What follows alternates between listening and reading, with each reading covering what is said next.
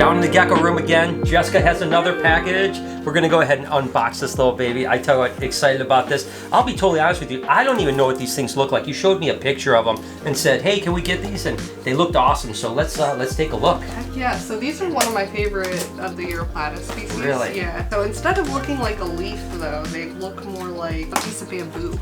Really? Yeah. Oh my god, that sounds so bizarre. And of course, FedEx, unfortunately, didn't deliver these guys yesterday. They were supposed to be here, so they've had an extra day traveling, but it looks like they're packed pretty well. So what do we have? Oh my gosh, they are so weird looking. These are one of the largest ones too. They're not as big as the Fimbriatus, but they are very large. And that's obviously the boy. You can see the big hemi paints. Interesting, they don't have that leaf tail like you said. So another name they call these guys would be lined flat-tailed geckos. Lined flat-tailed geckos. And his tail will like fluff out a bit once we like get him into an enclosure and like give him some water. They're so weird. I mean, the Europlaty's obviously from Madagascar. Really interesting genus of animals for sure, but these ones are weird. I've never seen them before. I love them, Jessica. So you said there's a pair of them, huh? Yep, I've got, that's the male obviously. So they look like they're in shed too. And this is even prettier. And have these ever bred? Yeah, so these are proven pairs. Proven pair? It looks like this female's actually almost a little ovulated right now. Yeah, she does look, she looks really plump. Oh my god, these things are so cool. Wow, and they're gonna go down here? Yep. So I was gonna put them in one of these displays, but I think I'm gonna go with the skyscraper since they're so large. Yeah, no, that's awesome. Their tongues are black. Tongues are black. Wow, that's cool. So these are definitely some crazy, weird lizards for sure. Love it. Good addition to the gecko room for sure. And oh yeah, let me take a look. Oh gosh. And again, guys, if you guys ever want to have, I can see that black tongue come out. Again, you can go at thereptarium.com. You can always get a Jessica and Bruce tours, see monitors and geckos. So definitely go pay them some respect if you guys want to come down and see the gecko room, see all the cool stuff, and check Bruce out with all his crazy monitor lizards too. But these guys are awesome. Update on a few colubrids that we're raising up, including the albino wolf snakes. This is the only pair of albino wolf snakes in the country, and they are just so interesting. The color is like nothing else I've ever seen from any of the other animals we have. They're just really absolutely amazing. Not ready to breed this the year coming up, but for the next year we should be good. It's a little feisty monkey too. We also have the hypo wolf snakes as well that are really, geesh, projectile poop right on the camera. Thanks a lot, buddy. Yeah, working with colubrids is fun. You guys know I love all of my Boega, and the Boega Sienia are really interesting. Of course, this has now gotten its adult color, and just look at how incredible that snake is right there. I mean, wow, absolutely amazing. Again, remember when these were babies, it's actually got a green head and an orange body, and then it goes through that color change and turns green. Doing really well. Probably one of the more hardy of the Boega, to be totally honest with you. This is an absolutely gorgeous snake right here. This is a scaleless Tessera corn snake right now, and that is just absolutely amazing, that kind of almost patternlessy thing. I tell you what, colubrids are crazy. I love them to death and stuff like that, but I'm getting peed on, I'm getting eaten, I'm getting everything today just to show off these animals. It's worth it, don't get me wrong, but boy, oh boy, colubrids can sometimes really challenge your patience for sure, but what a gorgeous snake. This is what they actually call it, phantom corn snake. So it's a type B charcoal corn snake, which is like a black corn snake without the yellow, but then it's also hypo, so it's a hypo charcoal corn snake, again, called a phantom corn. And I just tell you what, I love the kind of color palette on that real kind of gray with the black outlining. What an absolutely gorgeous snake. And that's the thing about colubrids, they're so diverse. You can have so many more cool animals. Definitely awesome. So loving this guy. Definitely love the lavender stuff, and I love the charcoal stuff. This snake looks a lot like the Mexican black king snakes, right? The Negritas, but the truth is it's not. This is actually an African house snake, and it's got that same black color. It's called a black house snake, an absolutely incredible sheen to it. These guys don't get quite as big as the Mexican black kings, so if you want a jet black snake just like a Mexican black king, but you won't want it to get too big, the house snakes are a perfect option for you. Absolutely wonderful looking snakes. Basically, we have the sloth stand tree thing that we put the sloth on when we do interactions. We're gonna try to see if we can't get the monkey tail skinks to go out on it and see if they can just get a little bit more enrichment. See how well they actually are at climbing on the smaller branches. They're both in it? Let's go on. Your hands. I'll take that. That's easy. As simple as it gets, doesn't it? That's not fair. You maybe do it first, so. Woo! If you guys actually don't remember the names, they're actually Fred and Wilma.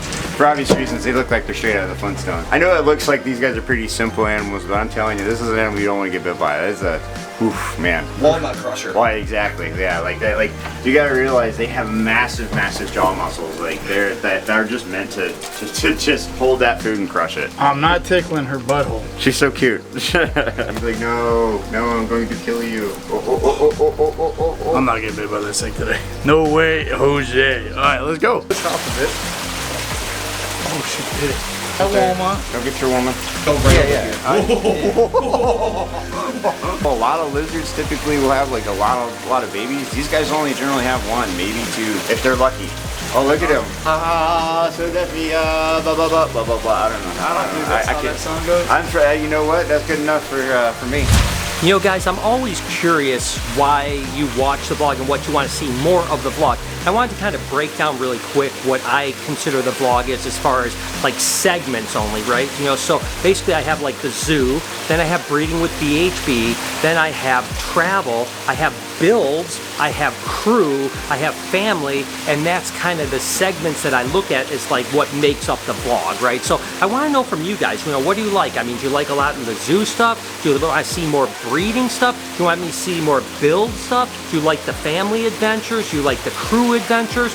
You know, what is it that you want to see? You know, I mean, I want to make sure that you guys get what you want out of this, and I don't know what more we want to do. You know, as we're kind of wrapping up the breeding season, we're not going to have eggs and cutting and all that stuff. So over the winter, I want to make sure that you guys are engaged with the vlog, and I want to see what you guys want to do. Now, you know, keeping in mind that when we start building the Reptarium expansion, which is going to be sometime next year, it's going to be pretty much all building almost all the time because my life is going to be absorbed in that, and of course the breeding and running a business and all that type of stuff. But the fact is that I have a lot of projects I can build out now if I want to, like the Gecko room we're still working on. There's still a bunch of projects that I got to do here. Get the waterfall and Lucy's cage working again. Bowser's tank we want to do a few things with. So if you like build stuff, great. If you want to see some more outside the shop adventure stuff, that'd be great. If you want to see us to travel more this winter to other collections and zoos and stuff like that, that would be awesome. If you want to see more about the animals here and our training and our behavior, I mean, let me know down in the comments what you like about the vlog and what I can do better to keep you guys engaged during the winter months when things aren't as spontaneously crazy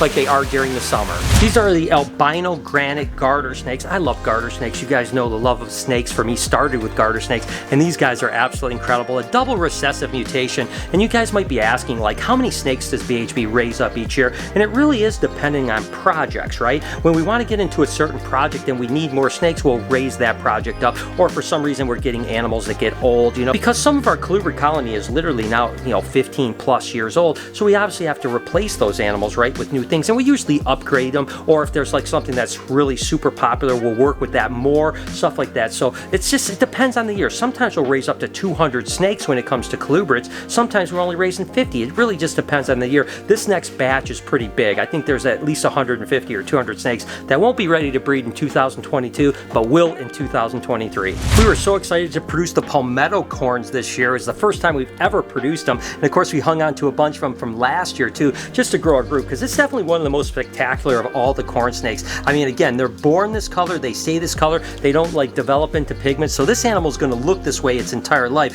which is pretty cool, because that way if you want one that has a lot of pattern, you just pick a baby that has a lot of pattern, or if you want one with a very little amount of pattern, you pick a baby with a little amount of pattern. Either way, these things are absolutely spectacular. A little history about corn snakes is one of the first mutations that actually was produced in captivity way back in the probably late 70s, early 80s, were albino corn snakes. And then, of course, not too much longer, people bred the albino corn snakes into Okatee corn snakes because Okatees were so popular in their locality because they're just so pretty. And then they called them reverse Okatee corn snakes, much like this one. And then over the years, people started to refine them, and these are actually what has come out with actually super reverse Okatee corn snakes. So essentially what they are is just albino Okatee corn snakes, but then they're selectively bred for like the most contrast possible. And I tell you what, these things are wonderful. Can't wait till they can get up to size, not only to produce more of these next year, but also to start crossing them into other things. And I tell you what, African house snakes are such an underappreciated snake. I mean, look at how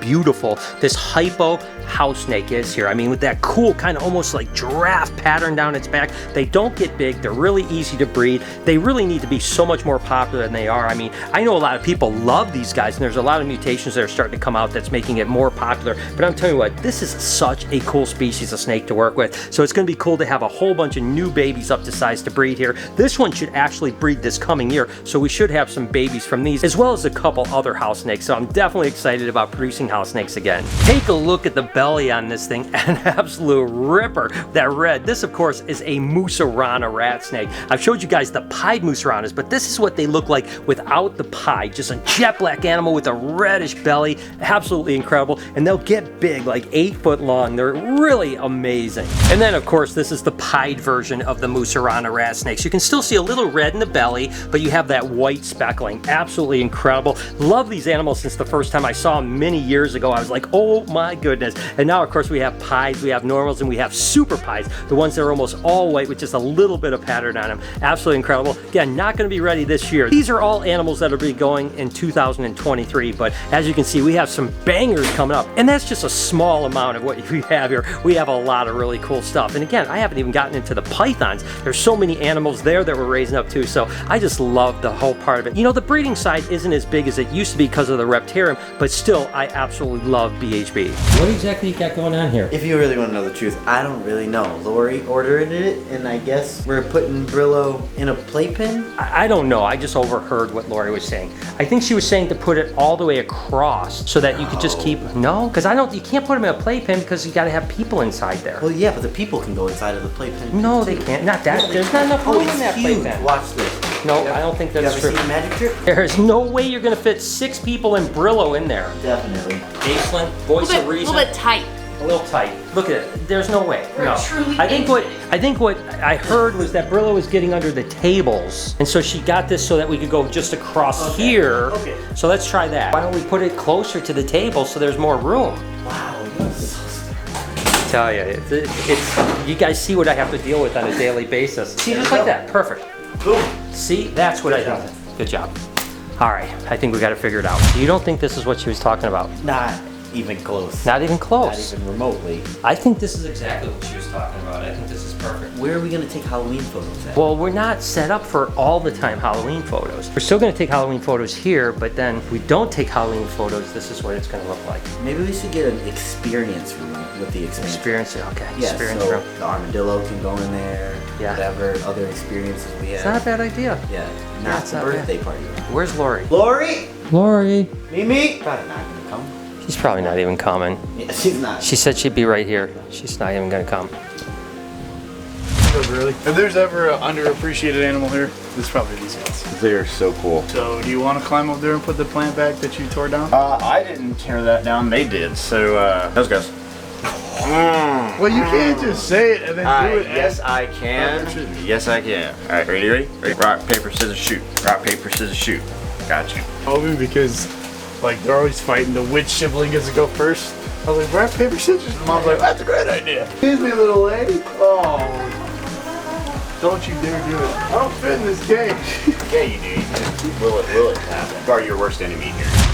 Geez, you took enough time. Reptarium's not that really big of a place. So let me ask you, is this what you thought? Yes. Dang it. See, I told you. So Jay asked where we're going to take pictures now. Okay, so this is what I thought for regular time, but for this weekend, we're gonna have to do something different. I have literally no idea what's going on right now. No? Things are always so much more difficult when you are involved. Why? I'm the one that... Jay was trying... wrong? Wait a second. Wait a second. Am I wrong? Am I wrong? Be honest. Jay was trying to set this up in a circle, and he said that 8 people in Brillo could fit. Yeah, we already knew that wasn't good. I did try. I did try. And that's what he said you wanted. So maybe... No, I didn't say that's what she wanted. I said that that's what I wanted, and that's what I discussed. Then when I said like this, you said, no, that's not what you want. This is not what she wants. No, not for this weekend. See?